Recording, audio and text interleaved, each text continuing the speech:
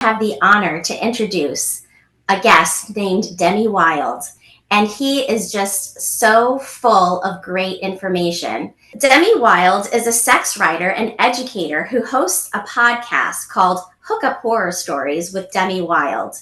And he runs a successful sex education channel on YouTube, which I was looking at this morning, and it is full of really great information.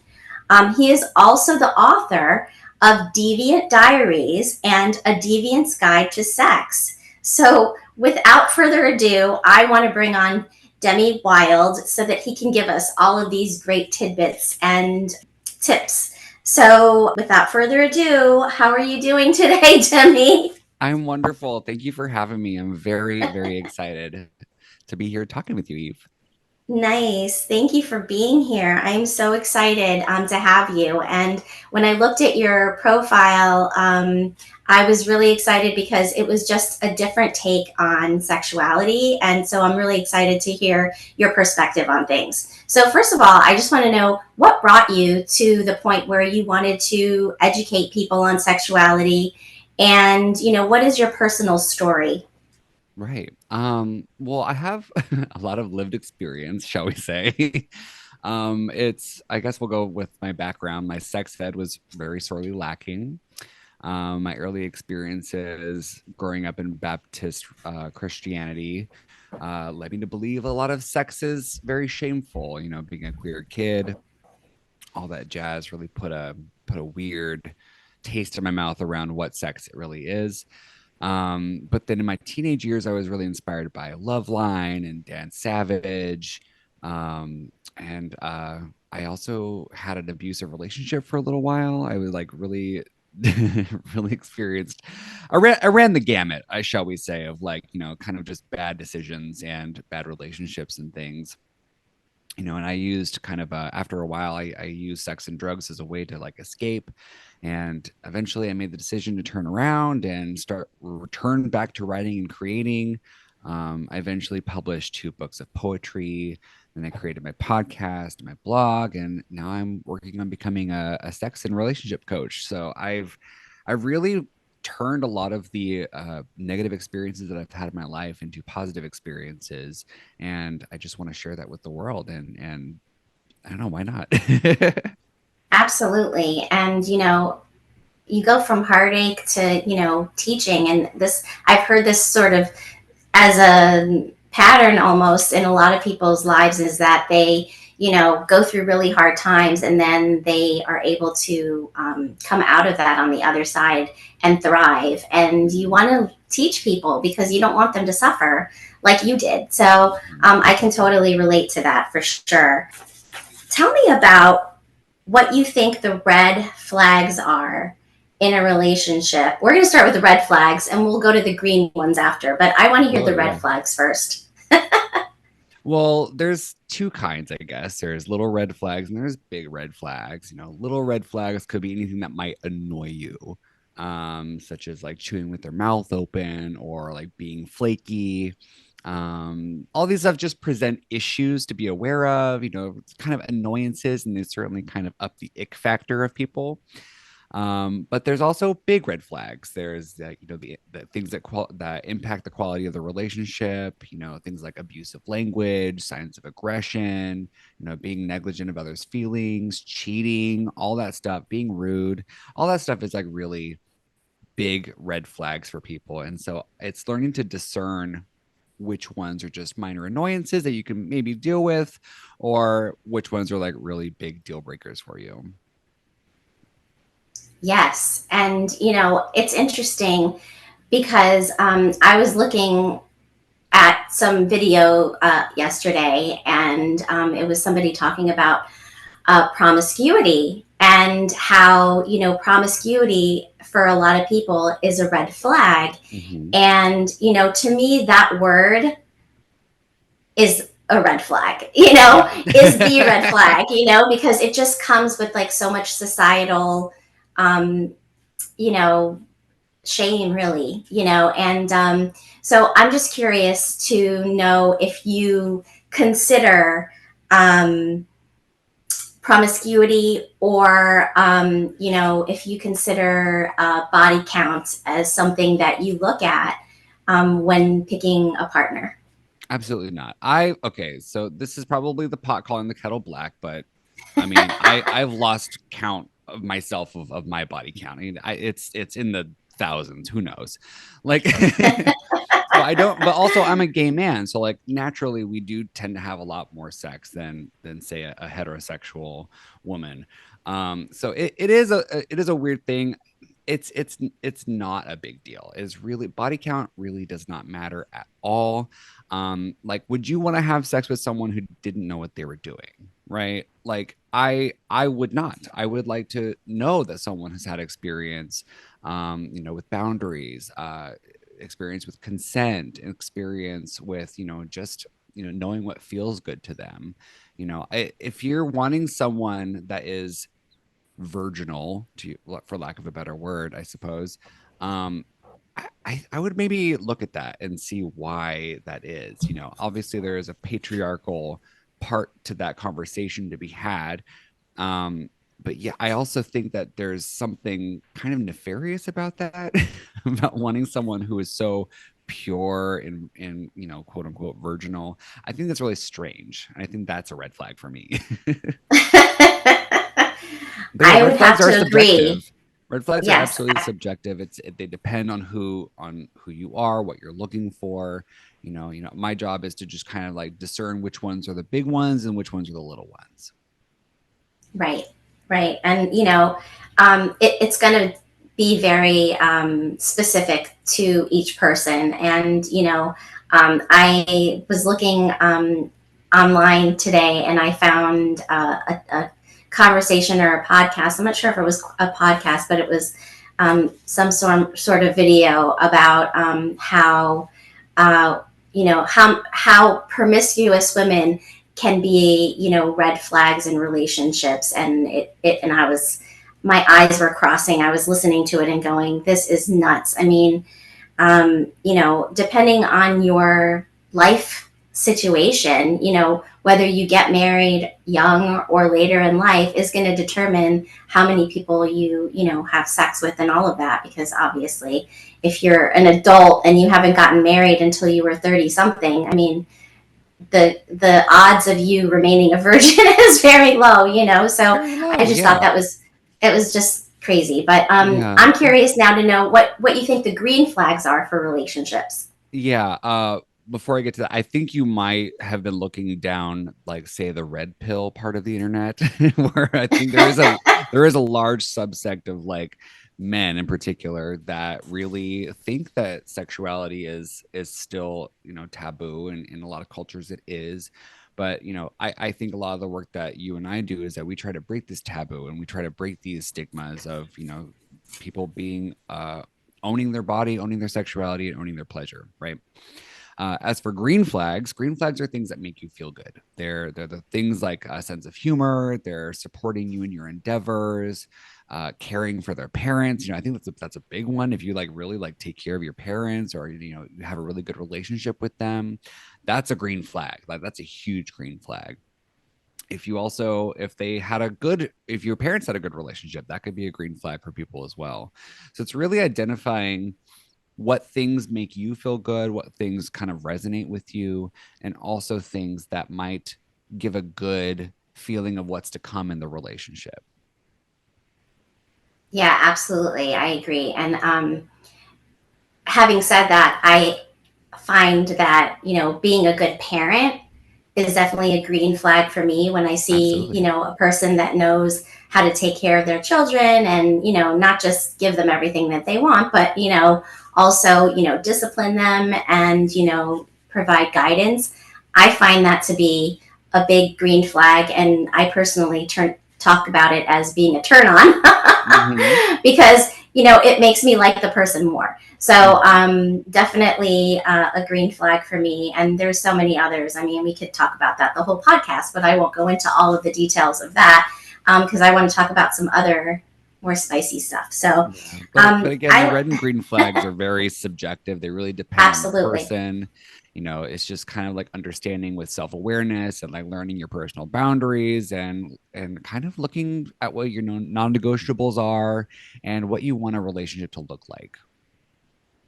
Absolutely. And, I often talk about, everything that people want in a relationship and, checking off all of those boxes and how it's very difficult for one person to, check off all of those boxes. So, yes, you can have a framework for what you want your relationship to look like and what you want in a relationship from the other person, their characteristics, behaviors, etc. But Mm-hmm. not any one person is going to check all of your boxes. And so going into relationships with that in mind, I think is really important. Definitely. Yeah. I like to consider myself the face of safe sex. Sure. And I'd love to discuss first what safe sex means to you. Right. Well, it's a little bit more complex than just, put the condom on the banana kind of situation. I feel like that is certainly one aspect to it. That's definitely a very important aspect to it. But safe sex to me, honestly, is probably a bit more of like what makes you feel safe. It's more along the lines of like what your personal boundaries are. How does a person make you feel when you're alone with them? Um, it's that kind of thing where like I think that people don't really talk a whole lot about is how do I feel safe while having sex? And that's something that I've definitely struggled with at times because I've definitely didn't always have the best boundaries. I let random people into my life when I shouldn't have. But yeah, I think it's certainly to me like safe sex means just like how do I feel safe while having sex? And what does that mean? I guess you have to kind of learn yourself a little bit. You have to learn what your boundaries are, learn what your red flags are, learn what your green flags are, and kind of go from there. Yes. And, I love that concept of feeling safe while having sex because I hadn't really thought about it in those terms.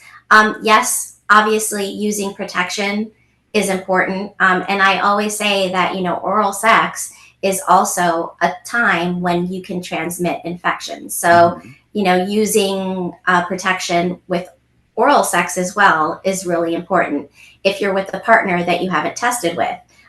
So I think that's really key and important to, say here. Um, but feeling safe while having sex, now that is a concept that I would love to explore a little bit more Mm-hmm. because, like you said, you have to discuss your boundaries. You have to know what the other person is comfortable doing and not doing.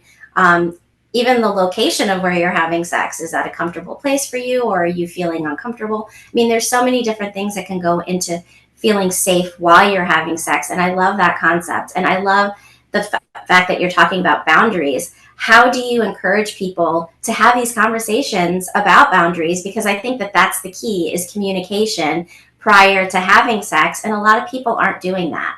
Mm-hmm. Well, I think it comes a lot of disclosure, first of all. So you have to like talk about, you know, your status, for example, your STI status. That's definitely one of them as well. Um, I feel like a lot of people when they discuss boundaries and stuff before having sex, they don't really go into like the whole vetting process. They don't really talk about, or they don't even talk about themselves a whole lot. I think a lot of the times people don't discuss, hey, I've experienced a sexual assault. I need X, Y, and Z in order to feel safe. Is that something you can work with me on? Is there something, I've experienced, personal trauma of some sort that I need to address, or I have a certain ritual that I have a ritual. I have a ritual that I have to have before I have sex in order for me to feel safe having sex, for example. You do. You personally I do. personally do. Yeah. Okay. I have to take a shower. I have to douche and I have to like, I have a whole like routine that I have to do beforehand. I can't do a spontaneous sexual thing usually. So there's things like that where like I think we don't really have the conversations beforehand. I think the stuff that kind of comes up over time, and that's fine too. But as it depends on how far you want to go with the relationship, how far you want to go with the sexual relationship, that you will have to kind of find time to have those conversations. Definitely disclose as much as you can beforehand, but maybe first thing saying I experienced a sexual assault might be a mood killer, but it is important conversation to have. I definitely hear you on that, but I, having experienced, abuse in my past, that is not something that I bring up because Mm-hmm. even though it has changed my life and sort of formed me in a lot of ways, Mm-hmm. it's not something that I bring up initially, with a new partner or Right. a partner that I haven't had for, or It's scary. you don't need to disclose all of your, like, deep, um, dark past, every single time you are with a new person, Right. because you're exposing yourself to, it's a little scary, It's right? So vulnerable. Yeah, it's it's very vulnerable. vulnerable. That's, yeah, exactly. That's the word I was looking for, emotional vulnerability, right? So, and, not every sexual experience is about that, so, but I think Right. that you're right that, if you do have a partner and you're growing in your relationship, I think it is important to talk about not every single detail, but what led you to be the way that you are now, and Mm-hmm. why you need those boundaries to feel safe. And I think that if you're with a partner that is a respectful partner, they're going to listen and they're going to take note of what you say, and that's really key. Now, if you have a partner that is like, ah, whatever, that's so what they discount you basically. Um, that is a huge red flag and probably time to move on. Yeah. Yeah, it's just kind of like, whatever you feel comfortable disclosing at that given time. It's, Hmm. every conversation is going to be different. If you have a partner for that, the conversation is going to be different from someone that you just met. You know what I mean?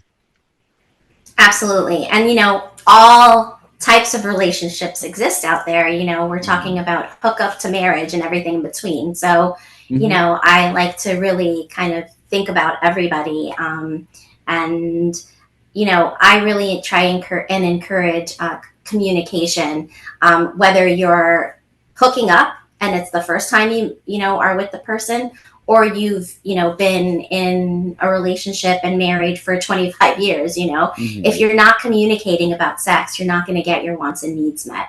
Hmm. And in order to get your wants and needs met, you have to feel safe and comfortable. And talking about boundaries is so important. And it's Definitely. interesting that you say you have like a ritual before you have sex, which um, is interesting to me, because I had never really considered that. But a lot of people have a ritual, and respecting that, having that conversation and respecting that, with your partner is so important. Yeah, definitely. Since you write so much about sexual deviancy, Hmm. please define deviant in your own words. Sure.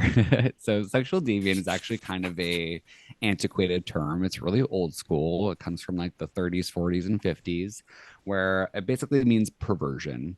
In the medical settings, it kind of relates to strange sexual urges. It could be anything. It's anything that deviates from the norm. It could be anything from kinks, fetishes, homosexuality, to things that are illegal, like rape or bestiality. And it was kind of a catch-all term back then, and so you can kind of see the problem when you're relating just run-of-the-mill homosexuals with bestiality, which I think a lot of the times, there's certain subsect of people that still think that, but you can definitely see the problem there. It creates a stigma, and it creates, people really lost their lives just being themselves. And people were lobotomized for being gay back in like the 40s.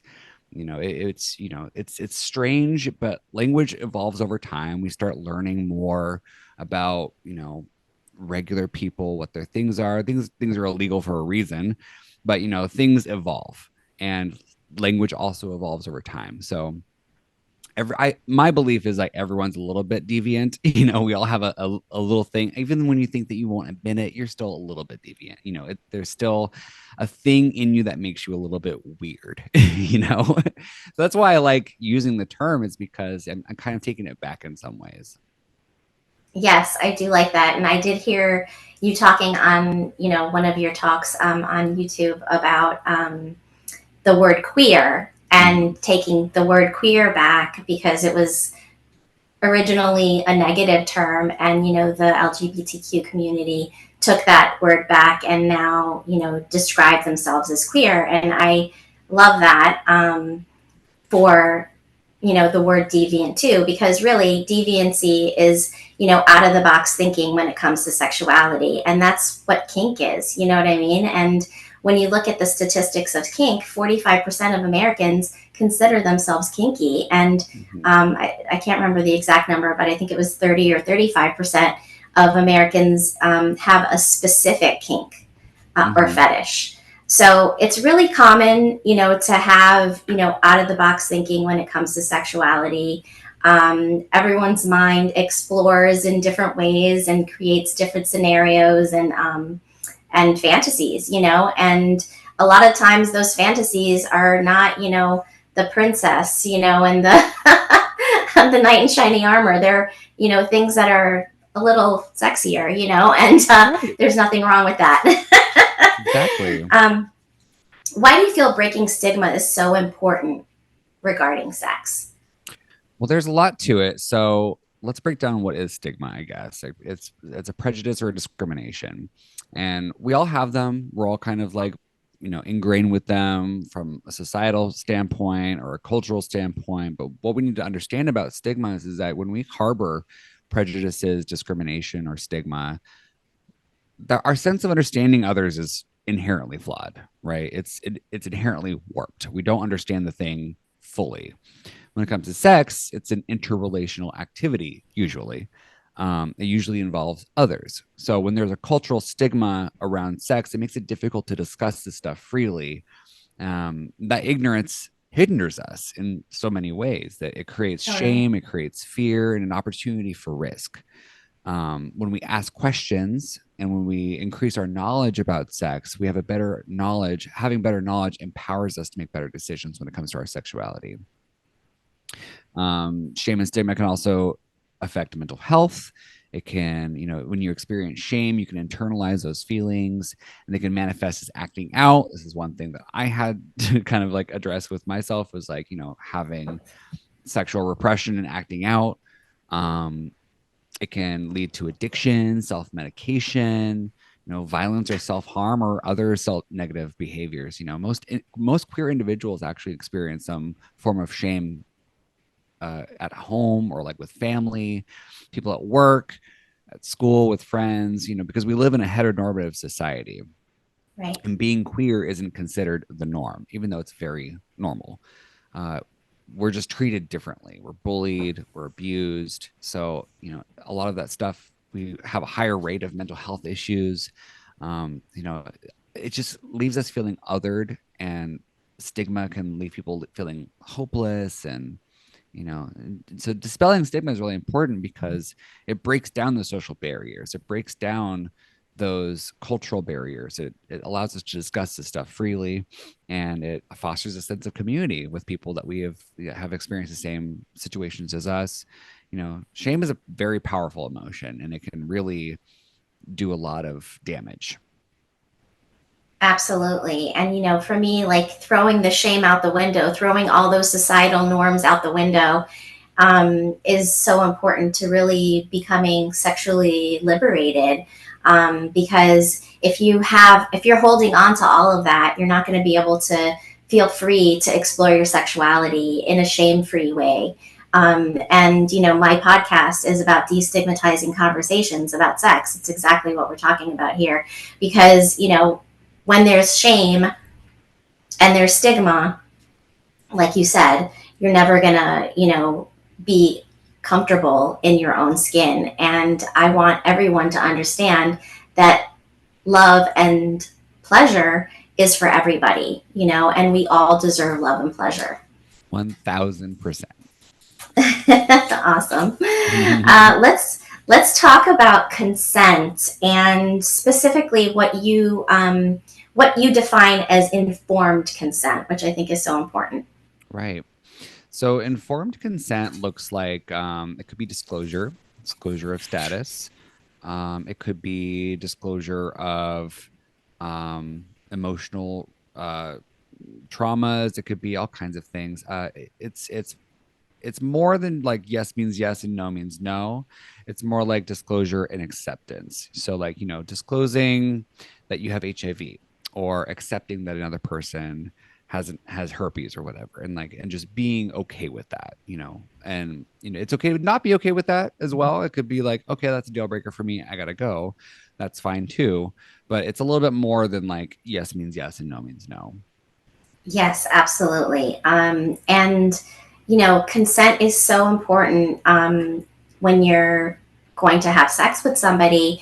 And I like to mention too that a person can't give consent if they are severely intoxicated or on drugs. And even though they may want to have sex at that moment because they're feeling free and um, their inhibitions are down, really considering that, is your partner completely shit faced, Mhm. and should you move forward in that moment, or should you put them in a cab and maybe see them another time, because uh, and consent is so important. And we want to wake up the next morning feeling happy, not Mhm. feeling like we regret what happened last night. And when you look at statistics of hookups, men are statistically much happier after I'm talking about heterosexual Right. um, sex right now. But men are going to be much higher in the happy category, than women are down here in like the 50 percentile, and men are like up here in the 80th percentile of whether they were happy that they hooked up with a person. You know what I mean? So really considering, consent is important because you want to make sure that you wake up happy and your partner wakes up happy. I mean, I think that's important. Maybe some people don't, and those are the partners you probably don't want to see ever Right. again. Did you see Saltburn? No, I haven't. Is it a movie? It's a film, yeah. So Okay. there's a particular scene in there that has to do with consent. Well, Okay. there's a couple scenes that actually have to do with consent, and I'll kind of break it down to you if you haven't seen it. If spoiler alert, this if you've been on the internet in the last like month or so, you've probably heard about it. So Okay. there's a particular scene where the main guy uh is kind of watching his crush masturbate in the bathtub, right? That in itself is voyeur. I don't think that's consent. I think that is not consent, not consensual. But then there For the is partner that's being watched. for the partner that's being watched, correct? Right. And then there is right afterwards, after he leaves the bathtub, the main guy licks the bathtub afterwards, and he licks the bathtub. Now that Wow. doesn't have to do with consent, I don't think, because there's no other person involved. So I think that is irrelevant. The consent in that It's just particular a case, kink. it's just a kink at that point. It's just a Right. kink. And then major spoiler alert: if you have not seen the film, just skip ahead or whatever.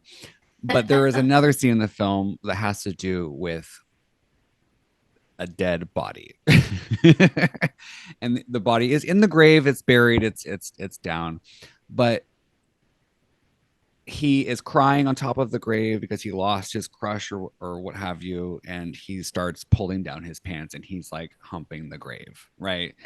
Bizarre, weird. I screamed when when I watched this. I was like, oh my god, I was losing my mind. But consent comes into play in this situation because this is a dead body, this is a dead person. They do Right. not have consent over their body, they don't have consent over what this thing that's happening here. And I thought that was really interesting to bring up when it comes to consent, is like the different ways that consent comes into play, especially when we think that it doesn't, right? Absolutely. And you mentioned voyeurism as, not being non-consensual in a context where the person is not knowing that they're being watched, and that is definitely non-consensual. But there's definitely people that have a kink for voyeurism and like to watch other people have sex, masturbate, whatever. I mean, look at porn. I mean, there's a whole industry right, Exactly. about people watching other people have sex, right? Well, yes, the dead body, right? That is completely deviant Hmm. behavior, and there's no consent there also. How bizarre. I mean, people have some crazy kinks. It was And honestly one of the wildest movies I'd seen in a while. Everyone's talking about it. Highly suggest. Also, just side note, just brilliantly cinematically shot. Like there's so many great visual scenes in that film. It's just really great film. I'm excited to watch it. I think I'm going to find it tonight. Yeah, yeah, it's on I Amazon, I need think. a I need a good movie. Okay, so let's talk. We just brought up porn. I brought up porn a couple times already, and I, had never heard of revenge porn. Yeah. So I looked it up, thinking I was going to watch some porn, and it was something completely different. I was like, Yeah. okay, let's talk about revenge porn. So tell me what you define revenge porn to be, and so let's talk about that. Yeah. So revenge porn is also called non-consensual pornography, and it is a crime. The severity kind of depends on the jurisdiction. Every state kind of has their own things, but it's basically anyone can be a victim of revenge porn. A couple examples are, an ex who you maybe send sexy pictures to, then they turn around and go post them on the internet. Maybe someone who has photos of you is using them to blackmail you or get back at you in some way, but they're generally private pictures being used for public harassment. Recent kind of stories about this, there was a newscaster in New York. His name was Eric Adame. He was basically moonlighting as a cam boy. And then he had, I guess, a stalker kind of situation where the person was like paying to see him like dance and do his thing on cam. He wasn't having sex with anybody. He was just dancing. He was just like being a sexy guy on the internet. Um, Was this like an OnlyFans type situation where the person was paying to see them, so or I'm not sure. It's okay, camming is different than OnlyFans. I know that much. okay, Camming is kind of okay, like a live show, whereas okay, OnlyFans is recorded. So it's a live show. People are up. I think money is exchanged. It's just kind of like a live sex show or whatever. So basically, uh, the guy was taking screenshots of him unknowingly doing his thing on the okay, internet. And then he sent them to his work, the newscast station, to his mother. He found out where his mother lived, sent them to her house, and sent like a whole bunch everywhere else. And so he got fired from his job. All kinds of issues. Now I think he's kind of recovering from it. He's still kind of working through the legal ramifications of all that stuff. But this is all because some guy got mad at him and sent pictures of him to his work. There's also a really great documentary called The Most Hated Man on the Internet on Netflix. It's about a guy named Hunter Moore. He created the website Is Anyone Up? And it's the world's biggest revenge porn website. Most men post pictures, but other ex girlfriends are basically, a lot of them were underage. So being a victim of revenge porn can severely impact people's lives. It can impact their mental health. Perpetrators can expect at minimum heavy fines and sometimes even jail time. So the other thing I want to talk about with revenge porn is artificial intelligence. We have a really strange world that we live in where we can kind of create any kind of image that we want. And right, I'm seeing a lot of this stuff happening of like Timothy Chalamet for some strange reason. The internet has really taken to him in a lot of these images where he's being without consent uh put in gay situations, putting gay images. There was one with ASAP Rocky, which I thought was really, who is a rapper, and I was like, this is a very bizarre photo. Like, did he even consent to this? Of course not, because we can just make whatever we want on the internet now. So this is just another avenue for these kind of things to get out of hand. And as artificial intelligence kind of grows in popularity, kind of grows in technique, realism, this could start getting really out of hand for like people that are just everyday people. You can create AI child porn. You can create, basically just anything with just a few photos of people. There was a guy named David Tatum. He was a child psychiatrist. I can't remember where he was, in like Idaho or like South Carolina. I can't remember, but you can Google him, David Tatum. He was arrested for creating AI child porn of his students. Right? Wow. It's absolutely crazy. So I predict that AI generated pornography will kind of explode in the next 5 years, and it can really severely harm people's mental health. It can really severely harm people's financial well being, and it can really, really hurt people a lot. Absolutely. And, it's become so popular, for people to make their own sex tapes, with Mm-hmm. the nice cameras that we have, in our pockets with our phones, and people are, creating these sex tapes, and taking sexy pictures, often nude pictures of themselves, and sending them to their partners. But you really have to consider when you do that, whether you're identified in that picture, and whether that part, do you really trust that other person, to not share that with anybody else. And Right. that is very, very key. And so I warn people to really consider whether they want those type of pictures to be taken of them at all, and if so, whose camera, Right. is it your camera? Is it your partner's camera that it's on? Considering that, because you should be the owner of your own sexual,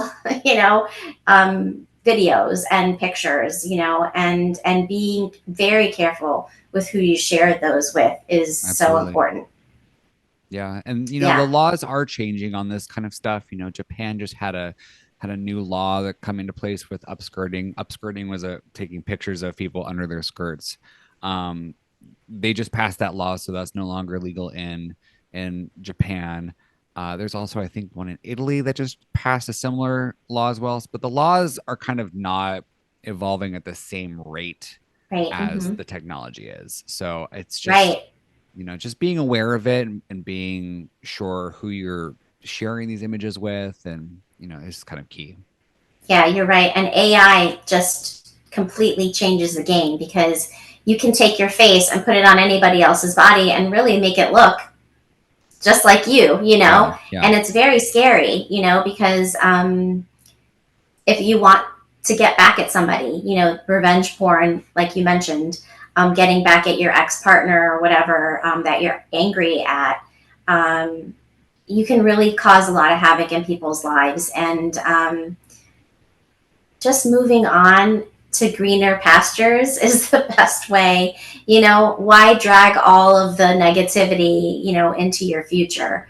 Mhm. Cutting ties and moving on, I think, is, the best way, but that's not everybody's way. So Right, it's unfortunate, but people do things like this, and it's really quite terrible. right. Um, let's talk about gender labels and sexuality labels. I Sure. personally hate labels because I think it just like pigeonholes us into one thing, and sometimes one word can encompass so many different things. And also, I feel like over time, it used to be either you're straight or you're gay. Now there's like a zillion things like Hmm. in between, and and like you said, words are constantly evolving, and this is sort of an area where I feel like the evolution has really exploded, and so let's just talk about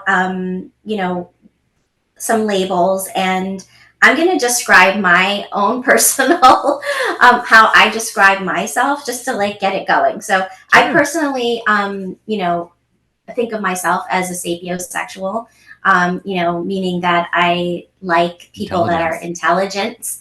intelligent, Yeah, intelligence turns me on, and so if somebody, has something really interesting to say about something and it's something that I'm interested in, that will definitely clue me in and have my ears like listening more attentively.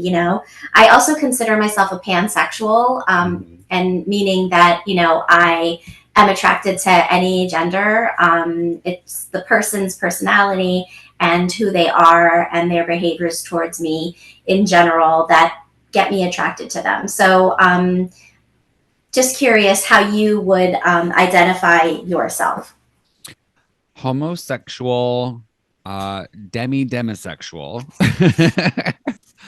Also sapiosexual, I suppose. Yeah, I'm obviously like going back to what we talked about earlier. I just there's this whole thing about the LGBTQIA blah blah blah blah blah, all the alphabet mafia that we all kind of fit. And I think that It's a lot gotten of people, so long. it's gotten so long, it's gotten so, we've created all these like subsections of the same community, and we're putting people in boxes and stuff. And I think a lot of some of the discourse that I'm seeing on like Reddit and stuff, people trying to discover their sexuality and stuff, like they just don't know where they belong. And Right, so I'm like, well, that's the thing, is like, we're all part of the same community. We're all part of the right, queer community. That's why I prefer queer, because it's so inclusive. And there's right, even heterosexual people that are, are queer because of just like how they are, how open they are, just like whatever. It just means different. Queer just means different. It means a little off kilter if you go back to etymology. I think a lot of us are just simply a little off kilter when it comes to our sexualities. So yeah, I'm a queer person. I'm a homosexual queer person. and how would you define demisexual? Demisexual is kind of like on the it's a little bit on the asexual spectrum, but really you're sexually attracted to people who you are emotionally connected with. Okay, so you have to have that emotional connection, which, Usually, that's why I say you know demisexual. right. I mean, it's a very common characteristic in women that we Hmm. need, emotional connection, before we can really have that sexual connection. So Hmm. that's interesting. And I mean, I like to think of, relationships, and, I personally, am in an open relationship, and I view myself as somebody who is, um, interested and wanting to be in an open relationship or a polyamorous relationship. I'm just curious, like, what is your relationship style? What is the type of relationship that you like to have? That's a good question. I mean, I'm monogamish, I would say. Okay. I Okay. am I prefer having, a standard, primary partner, occasional tertiary partners. I'm kind of just like on the monogamy spectrum, but I'm open. I'm certainly open. Uh, Being gay, you kind of have to be. Everyone's non-monogamous in the gay community. So, I just prefer having, one person that I like to Yeah, having be a with. primary partner, Yeah. absolutely. Yeah, absolutely. And I just like the idea of having a modern relationship, and defining that as just, anything, that you think is maybe out of the box. Um, just being open minded, Mhm. completely. And so I like to think of, using that word as, having a modern relationship. I want to ask you a question that I ask all of my guests, and I always think it's a really fun question to ask. And we talk about, why I think it's a good one. So, let me ask you, what is your favorite sex position? Okay, so as much as I talk shit on this on this sex position, it is my favorite. And Okay. it is missionary, and Okay. I'll tell you why. I understand there is a whole like subsect of people who are like missionary sucks. It's like it's whatever. Like no no no no. Listen. So Missionary position number one is probably the most intimate position, and I think that's why people are kind of repulsed by it, because it's like we don't want to be that intimate with another person. It's very strange to have that intimacy with another person unless you're outside of a relationship with them. But I like it because number one, I get to have that intimate connection with the partner, and not only that, but like the actual like the way that the anatomy of the prostate goes, that is the best sex position to actually have a prostate massage, right? A prostate orgasm. So ideally, it is the best way for a bottom to come. Now, there is also another kind of variation on the missionary position, which is the pile driving, I suppose. I like that one as well. So that it's a variation on the missionary position that is a little bit more, the top is a little bit more kind of at a 90-degree angle above you, and then they're kind of thrusting down. So that's also my other favorite sex position. Meaning that the person that's on top is riding the bottom? Yeah, essentially, yeah. Okay, so that's kind of like a cowboy position. Cowboy position. Well, it's like kind of like pile driving. Do you know what this? I'm going to have to look that one up. You're going to have to describe the pile driving, because that I've never heard before. But you are not the first person to say missionary. And you're absolutely right in that it does create more of an intimate experience because you can see your partner's face, you can look into their eyes. It does create more emotional intimacy, which, you know, in certain circumstances you don't want, but in a lot of circumstances you do want. And, you know, you being demisexual, you know, that makes complete sense because you want that emotional connection. So this particular, you know, position makes complete sense for you. Mm-hmm. But, you know, there are a million variations of missionary. And I like to say that, you know, it can be really boring or it can be really freaking fun, right? Mm-hmm. So please describe the pile driver, because I'm learning something new today. Okay. So I'm the top. I am kind of squatting in a squatting position over the bottom. The bottom's legs are thrown over basically the shoulders. Okay. But they're basically kind of like in this rocking position. Okay. And the top is in the squatting position above. The penis is going in almost a 90-degree angle. It's like very straight down. Okay. And that hits your prostate. Yeah. In a good place. Okay. Gotcha. Well, that one doesn't so much hit the prostate as much as it hits the rear side, but it has a very nice prostate massage. Okay. Interesting. Yeah. I know the pile driver now. I was envisioning it. I was envisioning it differently. I was envisioning that the bottom was on top. So, you know, the bottom is on the bottom, the top is on the top, and okay. And the movement is going straight down. Pretty much, yeah. Gotcha. Okay, pile driver. That's a fun one. That's a new one for me. I have experienced that one, and it is a fun one. Having said that, I think we're going to end on the pile driver note. What better way? What better way, everybody? You know, I want to know if you listeners out there had heard of that position, and or if you learned something new today as well. So where can my listeners find you? Yeah, so I'm on Instagram at Dimitri Wylde _. My YouTube channel is Dimitri Wylde. You can find all my stuff there. My podcast is Hook Up Horror Stories. And you can find my blogs, A Deviant's Guide to Sex and The Deviant Diaries on my website, dimitriwylde.com. Awesome. Thank you so much for being with me today. As a licensed physical therapist, I treat conditions such as erectile dysfunction, vaginal dryness and vaginal decreased sensitivity, incontinence, and so many other conditions that can cause sexual dysfunction. So if that's you, I would love to hear from you. Please go to pleaseme.online and reach out to me, or reach out to me on any social media platform, and I certainly will get back to you. Thank you so much, Demi, for being here today. I had such a fun conversation with you. Thank you for having me. I really had a good time. Thank you. All right. Take care. Until next time. Visit pleaseme.online Coach Eve, or for more information on products to increase blood flow and overall health, for her curated list of her favorite toys, and for swag that shows that you are a big fan. Please consider supporting the show.